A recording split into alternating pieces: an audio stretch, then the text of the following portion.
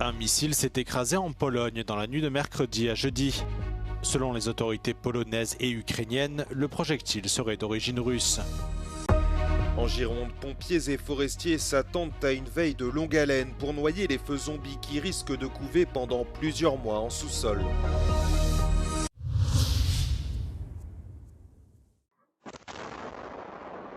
Un missile s'est abattu dans l'est de la Pologne durant la nuit de mercredi à jeudi.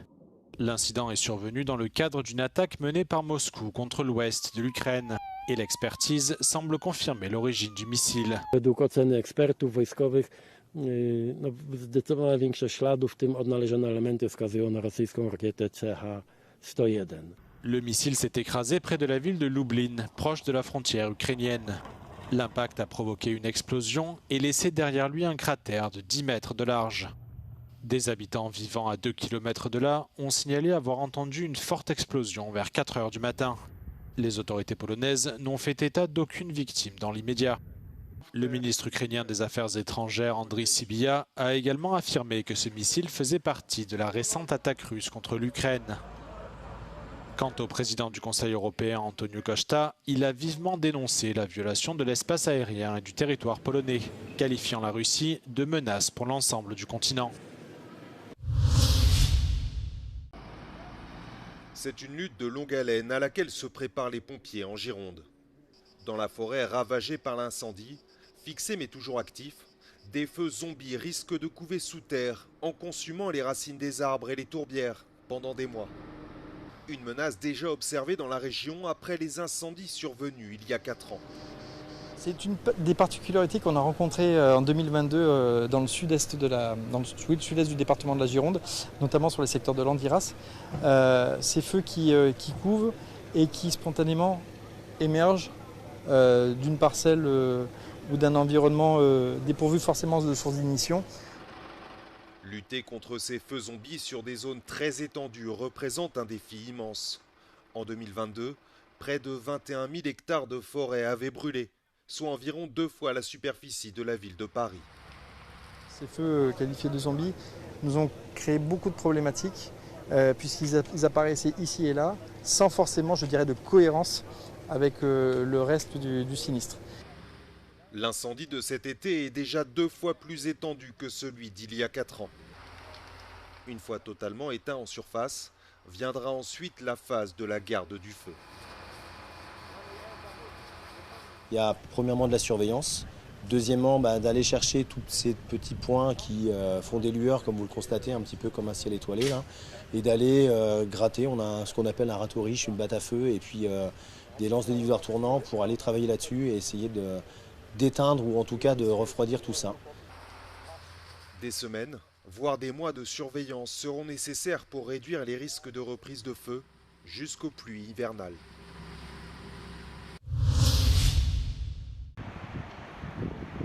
Depuis plus de 24 heures, la Grèce se bat contre plusieurs incendies d'une violence inouïe.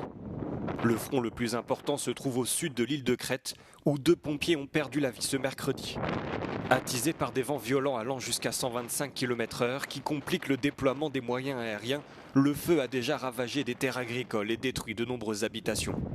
Face à une situation de plus en plus critique, les autorités ont procédé à l'évacuation de quelques 8000 personnes de la station balnéaire d'Agia Galini mercredi soir. La vice-gouverneure du district régional a évoqué une journée et une nuit cauchemardesques, assurant qu'il était toujours impossible d'établir un bilan des dégâts. L'ampleur de l'incendie et la vitesse à laquelle il se propage sont telles que la fumée qui s'y dégage sont visibles depuis l'espace. Plus au nord, sur l'île de Lesbos, les pompiers mènent également un long combat contre les flammes. Si le feu n'est pas encore officiellement fixé, la situation s'est améliorée ce jeudi. Au total, quelques 100 hectares sont partis en fumée. Sur le continent, un 3e pompier est décédé alors qu'il luttait contre un incendie en cours dans la péninsule du Péloponnèse.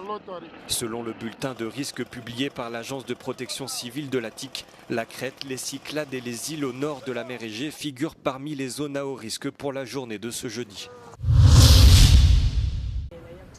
Les autorités britanniques assurent que la moitié de l'Angleterre est en situation de sécheresse après des précipitations anormalement faibles et des températures exceptionnellement élevées.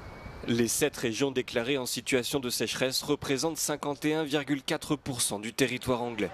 Cette déclaration intervient au terme de ce qui s'annonce comme le mois de juillet le plus sec jamais enregistré, avec seulement environ 7% des précipitations attendues à l'échelle du pays et à peine 1% dans certaines régions du sud de l'Angleterre, selon l'Agence pour l'environnement du gouvernement britannique.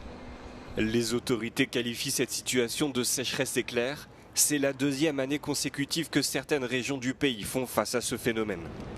Les cours d'eau sont à sec, les agriculteurs doivent récolter leurs cultures plus tôt, le risque d'incendie de forêt augmente et des millions de personnes sont soumises à des restrictions d'utilisation de l'eau, a déclaré l'agence. Par ailleurs, le Met Office, l'agence météorologique britannique, a annoncé avoir relevé le 26 juin une température maximale journalière de 38 degrés, un record pour l'Angleterre et le Royaume-Uni, bien supérieur aux 37,7 degrés initialement annoncés. Le Royaume-Uni connaît actuellement sa 4e vague de chaleur généralisée de l'année 2026, une situation qui s'inscrit dans une tendance plus large.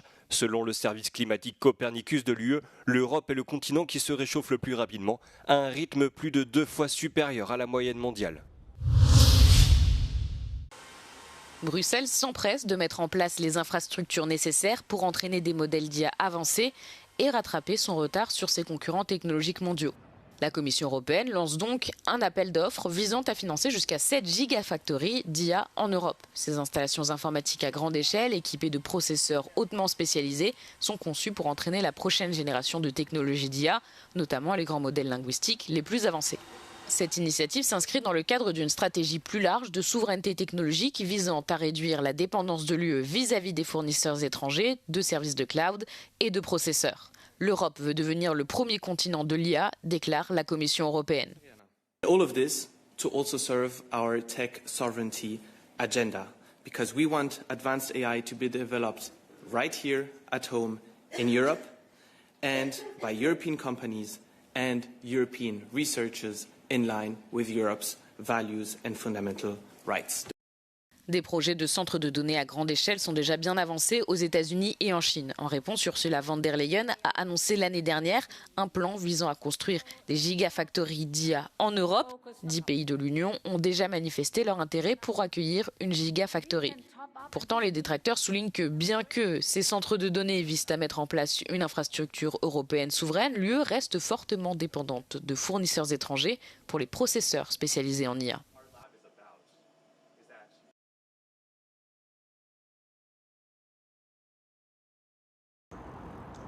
L'action Microsoft a bondi de près de 10% jeudi, lors des échanges avant l'ouverture de la bourse, alors que le géant de la technologie a annoncé des prévisions de chiffre d'affaires supérieures aux attentes et une accélération de la croissance de son activité cloud.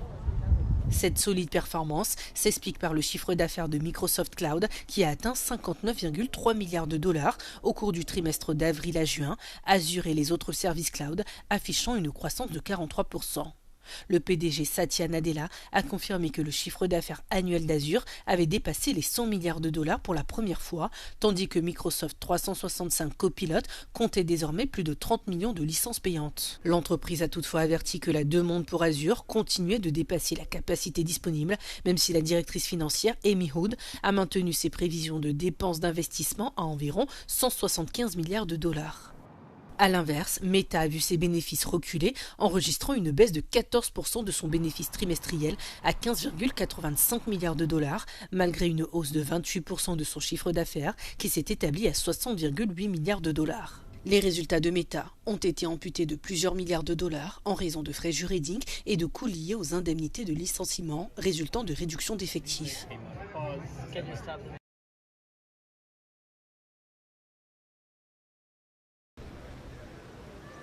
Le PIB de la zone euro a nettement plus progressé que prévu au deuxième trimestre 2026, avec une hausse de 0,4% en glissement trimestriel.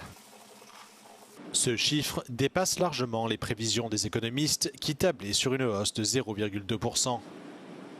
Dans l'ensemble de l'UE, la croissance s'est accélérée pour atteindre 0,5% contre 0,1% précédemment.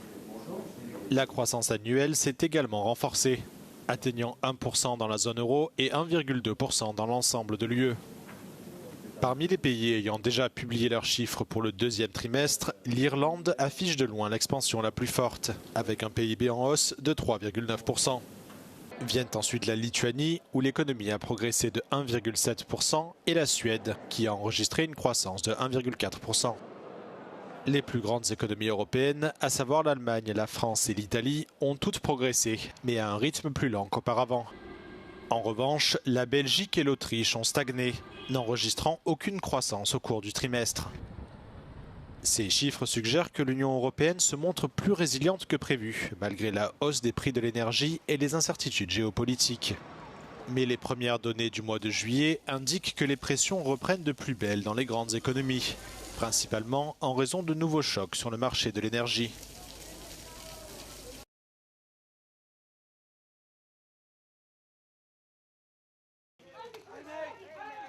Mitch Winehouse, le père de la célèbre chanteuse, a été condamné à verser près d'1 million de livres sterling à 2 amis de sa fille, après avoir perdu son procès devant la haute cour britannique.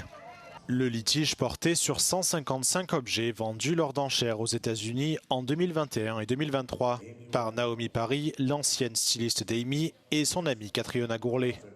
La juge a rejeté l'action en justice intentée par Mitch Winehouse, estimant qu'elle n'était pas fondée et qu'elle avait causé un préjudice considérable à la réputation de ces deux femmes. Le père de la chanteuse est également tenu de régler leurs frais de justice dans un délai de 2 semaines. Cette décision intervient quelques jours après le 15e anniversaire de la mort d'Amy Winehouse.